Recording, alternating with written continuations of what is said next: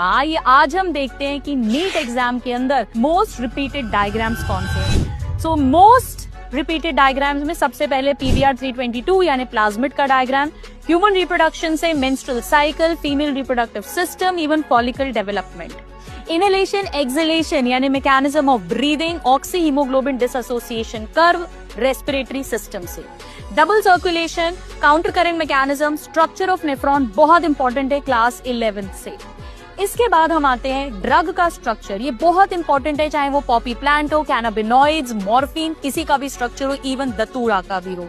आपसे लेबलिंग या उस लेबलिंग पर कॉन्सेप्ट बेस्ड क्वेश्चन आ सकता है। Homologous analogous organs from the chapter of evolution, corded के एग्जांपल्स एनिमल किंगडम से, प्लांट किंगडम के एग्जांपल्स एंड मोनोकॉट जो पर्टिकुलरली मेज की सीड एम्ब्रियो का डायग्राम है। इसके अलावा हाइपोगाइनस, एपिगाइनस, पेरिगाइनस यानी position of floral parts on thalamus बहुत इंपॉर्टेंट है। मॉलिक्यूलर बेसिस से लैक ओपेरॉन का लेबलिंग भी पूछी जाती है या लेबलिंग देकर उससे रिलेटेड कॉन्सेप्ट पे क्वेश्चन कॉमनली आता है। पॉपुलेशन ग्रोथ कर्व इकोलॉजी की यूनिट से आता है, जहां पर logistic growth curve, geometric growth curve, उनके शेप्स, उनकी इक्वेशंस या उन पर बेस्ड न्यूमेरिकल्स आ सकते हैं। I hope this information helps you. Thank you and God bless you.